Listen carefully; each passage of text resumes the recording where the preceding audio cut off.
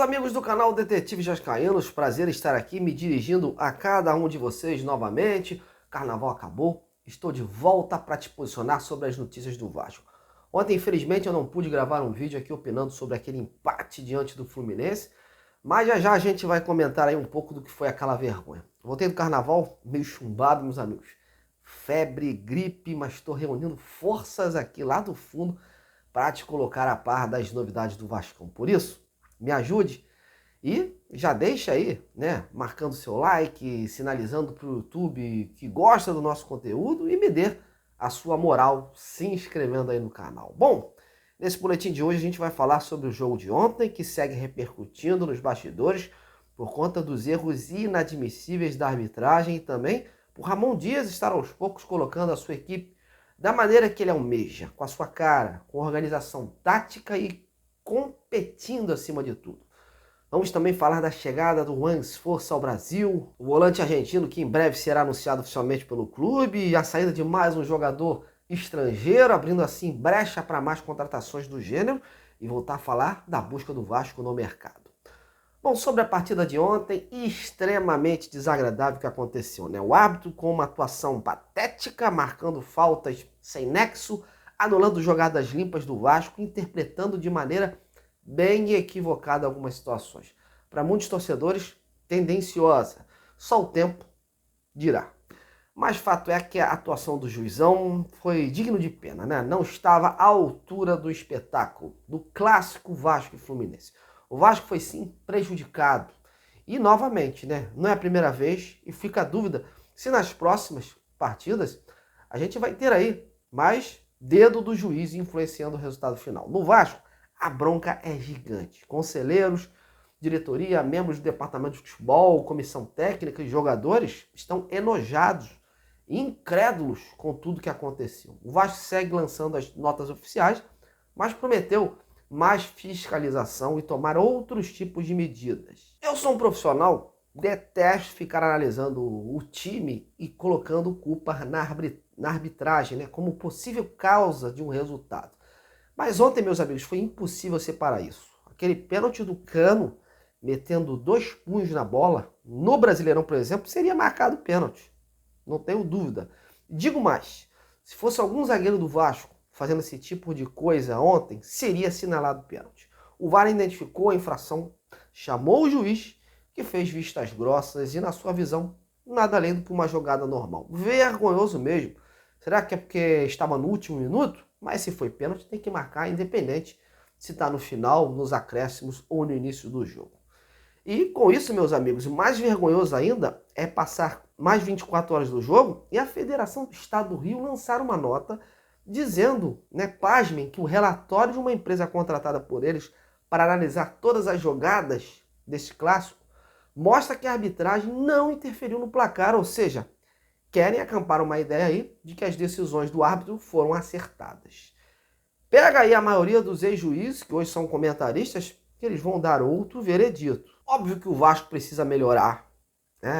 Atrás tem uma defesa bem postada, consegue mostrar a organização tática, padrão de jogo, né? Mas o ataque ainda carece. Falta de peças aí que possam qualificar aquele setor e torná-lo efetivo. Falta mais efetividade ao Vasco. O Vasco constrói, mas não consegue, né, furar aí a rede adversária. Mas fato é que a gente também não pode colocar um véu nos olhos e achar que nada aconteceu externamente. O Vasco foi sim prejudicado e agora a gente vai ficar aí, ó, de olho aberto no próximo clássico de domingo contra o Botafogo lá no Engenhão. E por falar nesse jogo, o Ramon vai ter muitos problemas, né?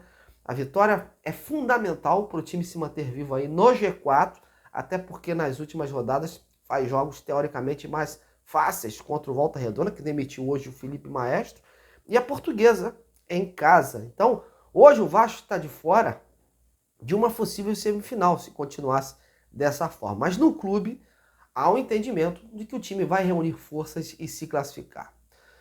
Os problemas do Ramon, né, são principalmente no sistema defensivo. O Medel foi expulso e o João Victor, que vem muito bem na zaga, está suspenso por ter tomado o 3º cartão amarelo contra o Fluminense. A ideia do Ramon não é mudar o estilo de jogo. Ele gosta sempre de jogar com 3 zagueiros em clássicos ou jogos dessa natureza. E não vai ser diferente. A tendência é que a zaga do Vasco seja formada pelo Léo Pelé, que já estava lá, né?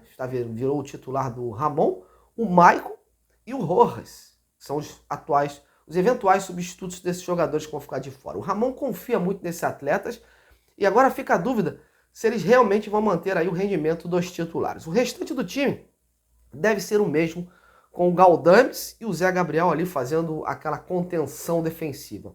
O Paê jogando mais livre no meio, né, e arrancando. E na frente, o David segue no time titular junto com o Verratti, ele que ontem foi uma das peças assim que deu um gás extra no ataque, embora também perdeu algumas oportunidades.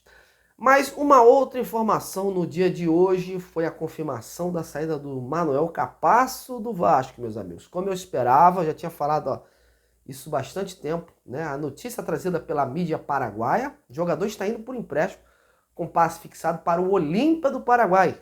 Ele não participou, né, da pré-temporada, fez aqueles 2 primeiros jogos pelo Carioca, depois sumiu. O Vasco está querendo abrir espaço dos estrangeiros para trazer, então, mais peças que possam acrescentar no elenco. E olha, o Capasso não vai fazer nenhuma falta. Foi mais uma das contratações feitas pelo ex-diretor Paulo Brax, que aqui não vingou. E olha que deu toda aquela celeuma do Vasco ficar devendo ao Atlético do Tucumã, e agora, no final das contas, ele vai rodar. Mas se uns saem, outros chegam e tem reforço novo na área. O volante de 22 anos, Juan Esforça, que veio do New Old Boys, ele desembarcou hoje no Rio, já está fazendo os exames médicos, está concluindo, né, aquela sessão de fotos, enfim. E nas próximas horas será aí oficializado pelo Vasco. O jogador chegou com alto astral, um astral lá em cima, um pouco tímido, é verdade, cara de garoto mesmo, como vocês podem ver, mas com altas expectativas de iniciar logo o seu trabalho no Vasco. Ele disse que está com ritmo de jogo por conta do pré-olímpico, né, lá da seleção da Argentina, e que vem para competir, e que vai ajudar o time com muita intensidade e organização, colocando agressividade na marcação e um bom passe. Bom, então, desde já boa sorte ao garoto, que tem ótimas recomendações lá do povo argentino. Bom, e sobre mais reforços? Olha, como eu venho dizendo, a diretoria e a comissão técnica não consideram um grupo fechado. O trabalho continua nos bastidores para que novas peças, principalmente no setor ofensivo, cheguem em breve. O Vasco tem uma partida importante dia 27 contra o Marcílio Dias pela Copa do Brasil e seria muito bom, na visão de alguns, que outros reforços se juntem a esse grupo até lá. O Vasco teve aí contratações que acabaram ruindo de última hora, como o caso do volante Duqueiroz, do atacante Breno Lopes, e mais recentemente de um outro atacante, o Pedro Henrique. A 777 não gostou dos números propostos, por exemplo, pela equipe gaúcha, colocando assim um ponto final nessa negociação com o atacante. Inclusive o atacante já se despediu do Internacional hoje e, ao que parece, está indo para o Corinthians numa negociação bem rápida. O Ramon continua querendo um jogador que atue pelas pontas e um outro jogador aí que possa ser utilizado para substituir o Verratti em algumas ocasiões, ou até mudar o estilo do jogo, né?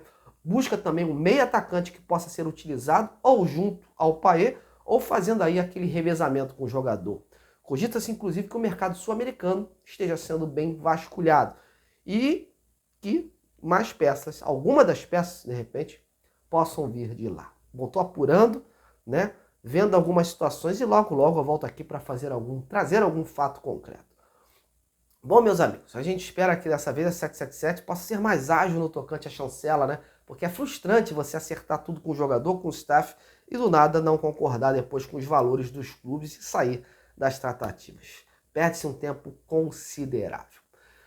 Bom, colocando um ponto final nesse boletim de hoje, desculpe qualquer coisa, amanhã a gente está de volta com muito mais informações do Vascão. Valeu, grande abraço e até lá!